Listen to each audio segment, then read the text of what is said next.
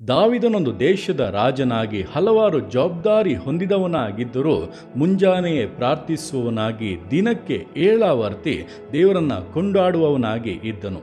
ದಾನಿಯೇಲನನ್ನು ಸಿಂಹದ ಗವಿಯಲ್ಲಿ ಹಾಕಲಾಗುತ್ತದೆಂಬುದಾಗಿ ಹೇಳಿದರೂ ಅವನು ದಿನಕ್ಕೆ 3 ಆವರ್ತಿ ಪ್ರಾರ್ಥಿಸಿದನು.